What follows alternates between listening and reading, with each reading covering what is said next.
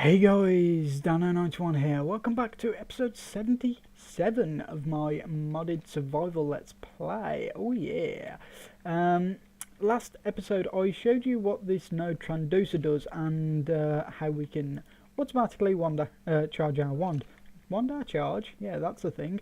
And I also found all these recipes in this new tab that I've took a little bit of time to go ahead and do. So let's learn them all. Yeah.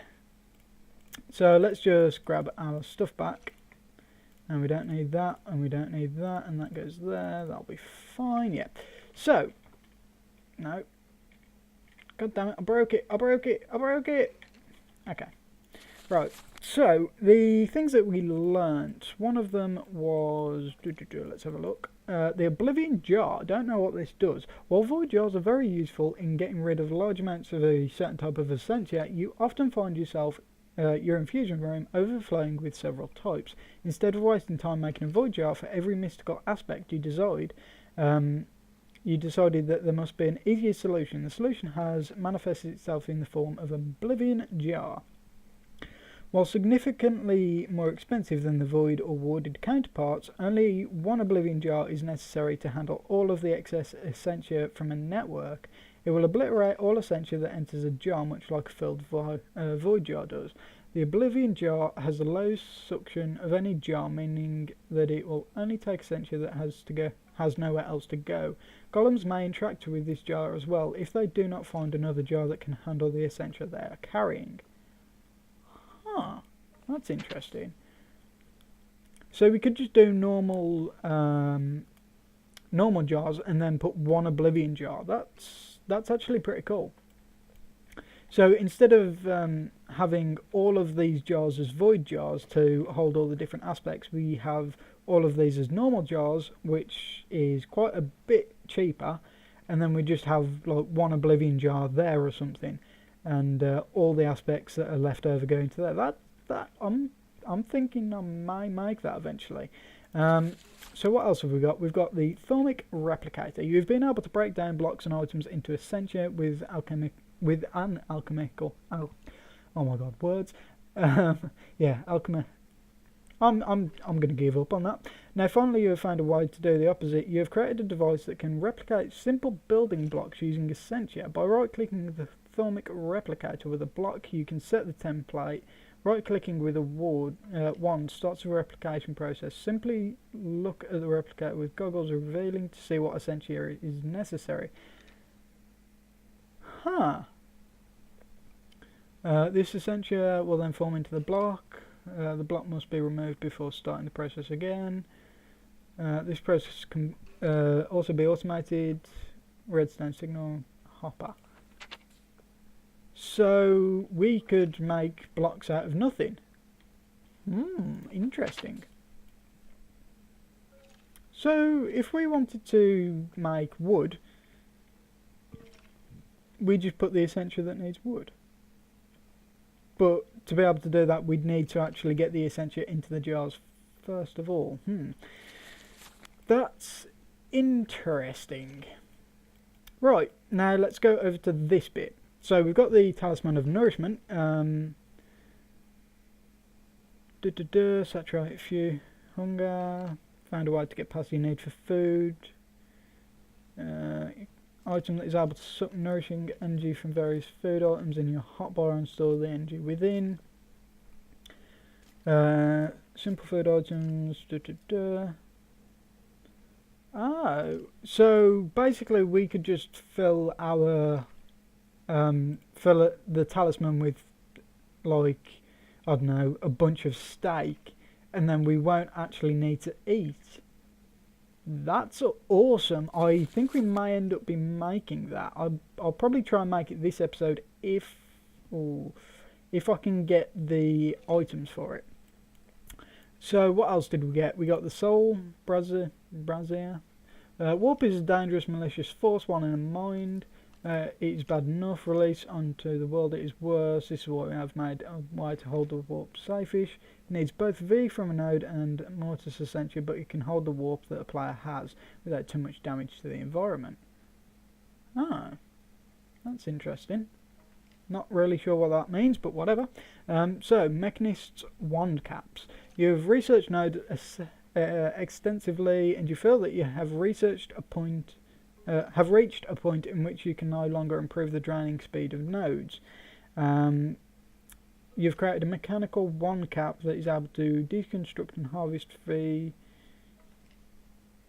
The cap is more efficient in channeling V than gold wand caps, but less efficient than thaumium wand caps. So why would you make it? If you've already got thaumium wand caps, why would you make that? If it's less efficient than thaumium? Suppose because it harvests quicker? I don't know. Oh well, let's have a look at this one. I think this might be the best wand cap in the game, I'm not sure. Even with the wand recharge pedestal, refilling your wand has been a chore. One must go through the work of constructing the pedestal and placing nodes in its vicinity. You've developed a special wand cap that will passively drain nearby nodes in a similar fashion to the wand recharge pedestal when the wand is held in the hand. This cap is more efficient in channeling V than gold wand caps, but less than thaumium. Okay, so it's not that great. It just means that you will just walk by a node and get the V from it. Okay. So there's a couple of interesting things on this page that I may end up making. Like the amber wand core, I may end up making that. I think I'm going to try and get these aspects for this though, because this does look really awesome. So I'll get the aspects for this and I'll be right back. Right, while that's doing its thing downstairs, I've decided that I want to go ahead and try to make something with this. Now there's quite a lot of aspects in there, but hopefully this is going to work. Yes, perfect. So we now have a wood golem. So the wood golem, pretty much you can just pop him down. Yes? Yes. Haha. So you just pop the wood golem down and then you need to do some stuff. First things first, I think it's the empty. So I need the decanting animation core to make the alchemy animation core. So I'll get the stuff for this and then I'll be right back. Right, so after a bit of faffing about with this thing, we should have everything that we need. So, boom, let's go ahead and start the process. So that should be draining everything properly. Now, I believe all of these jars should be like close enough to be able to fuel this. Hopefully at least, otherwise that's going to be a bit of a problem, but no, I think the jars should be close enough. And it seems okay, it seems like everything's okie doke. And the last one, and then we've got our animation core, which is alchemy, which should now allow us to do that. Okay, so we finally got our little wood golem, and as you can see he's holding a little bottle and it's of essentia. So all we need to do is click on him, and as you can see it's set there. All you need to do is right click him on that block and it should work fine, and then I'll just go like that and like that, and he should, as you can see, start going, and he'll go and put this in this jar. There we go. So I think he only holds 4 maximum. You obviously can upgrade it with stronger golems and stuff, but now this means that we can just chuck whatever we want in, it'll cook it up and he'll take it to a jar. One thing that I do want to go ahead and do though is I want to make labels. So to do that we need, wow, there's 25 different recipes for this. Oh well, not to worry. So pretty much all we need to do is just click on the jar and it'll go ahead and put the aspect on the jar, And what that means is, even if this jar empties out, that is the only aspect allowed in the jar, which is quite nice. So we can go ahead and put this stuff back in there.